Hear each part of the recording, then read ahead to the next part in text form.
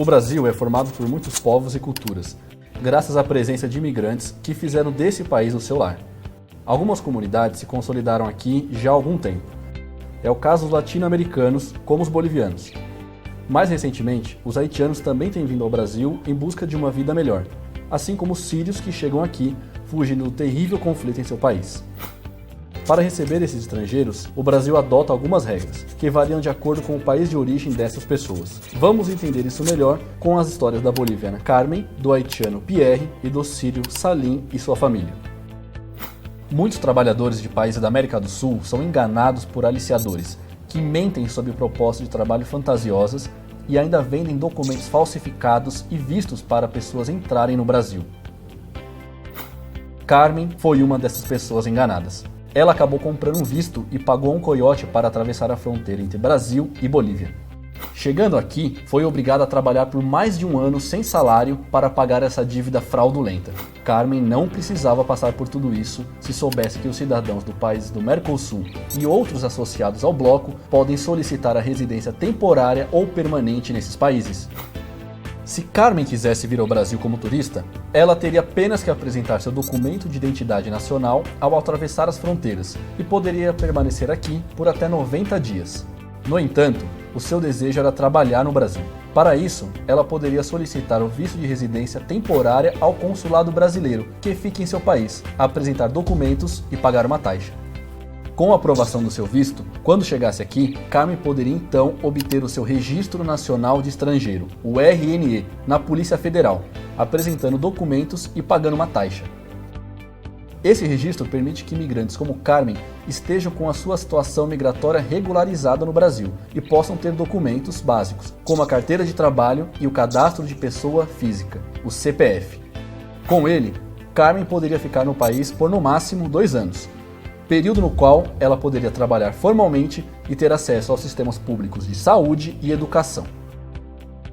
Contudo, Carmen ainda tem a possibilidade de regularizar a sua situação. Como sua intenção é continuar aqui, pois conseguiu um trabalho decente e pretende também estudar, ela terá que pedir o visto de residência temporária à Polícia Federal e seguir os procedimentos necessários. É possível que Carmen ainda pretenda estender o seu projeto de vida no Brasil.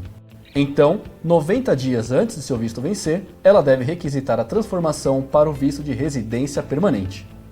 Para isso, ela precisará apresentar na Polícia Federal os mesmos documentos que utilizou para tirar o primeiro visto, além de comprovar a sua renda e pagar uma nova taxa. No caso de Pierre, que também quis vir ao Brasil em busca de perspectivas de trabalho, o procedimento é diferente. Por causa do terremoto que destruiu o Haiti, milhares de haitianos chegavam ao Brasil de forma clandestina, pagando coiotes e sem nenhuma garantia de que poderiam permanecer aqui. Essa situação irregular tornava esses migrantes vulneráveis ao aliciamento e à exploração no trabalho. Em 2012, o governo brasileiro então iniciou a concessão de vistos permanentes por razões humanitárias, para que esses imigrantes entrassem no país de forma regular e segura. Para obter esse visto, Pierre apresentou documentos e pagou uma taxa à embaixada brasileira no Haiti. Com esse visto, Pierre pôde entrar de forma regular no Brasil e poderá permanecer aqui por até 5 anos. Já no Brasil, ele se dirigiu à Polícia Federal para obter o Registro Nacional de Estrangeiro. E então pôde solicitar a carteira de trabalho e o CPF, que são fundamentais para que ele possa trabalhar formalmente e também atestam o seu direito de residência no país, possibilitando acesso a serviços públicos de saúde e educação. O haitiano que chegou ao Brasil sem o visto pode regularizar a sua situação. Ele deve ir à Polícia Federal e solicitar o status de refugiado. Lá, receberá um protocolo provisório que lhe dará a condição de solicitar a carteira de trabalho e o CPF, para trabalhar e acessar os serviços públicos. Se o processo for aprovado, o seu nome será publicado no Diário Oficial da União em 90 dias e deve então retornar à Polícia Federal para obter o RNE. Ao final do processo, ele receberá o visto de permanência por razões humanitárias. Agora vamos conhecer a história de Salim. Ele e sua família não puderam mais suportar a guerra na Síria. Já não era mais seguro ficar ali por causa dos bombardeios que destruíram a sua casa na cidade de Alepo. A saída era emergencial. Salim sabia que desde 2013 o governo brasileiro tem concedido vistos humanitários aos sírios, sem exigir a comprovação de renda e a apresentação da passagem, como no caso do turista. Ele então requeriu seu visto de sua família à Embaixada do Brasil na Síria, que apenas recebe as solicitações, mas não está aberta ao público. Por isso, eles precisaram retirar o visto na Embaixada Brasileira no Líbano. Esse visto permite que eles fiquem no Brasil por 90 dias. Chegando ao Brasil, Salim comunicou à Polícia Federal sobre a sua situação e solicitou o refúgio.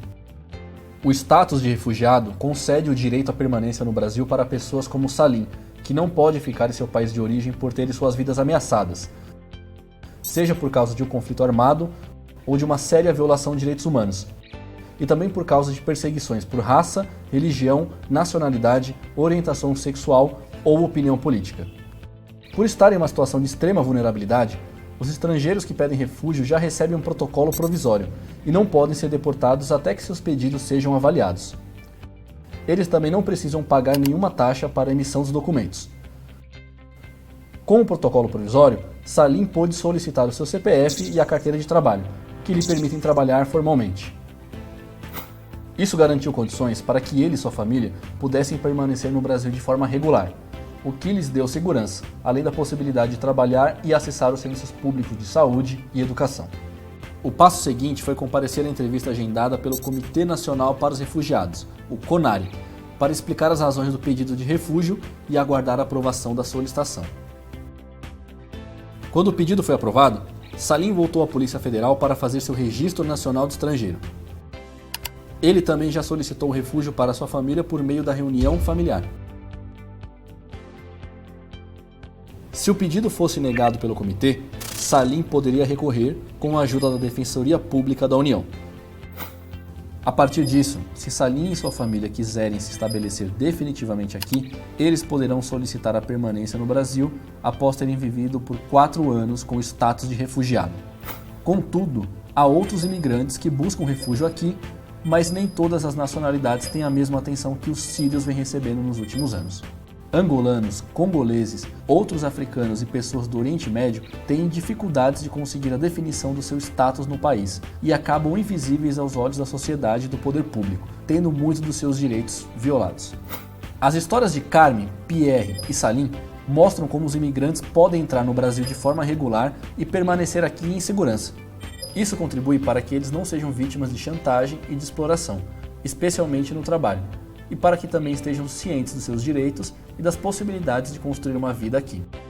Afinal, a migração é um direito humano. As regras migratórias não são simples, mas há entidades da sociedade civil que podem ajudar, como a Pastoral do Migrante, CAMI, Missão Paz, Caritas e Instituto de Migrações e Direitos Humanos. Órgãos públicos, como a Defensoria Pública da União e a própria Polícia Federal, também podem atender os migrantes.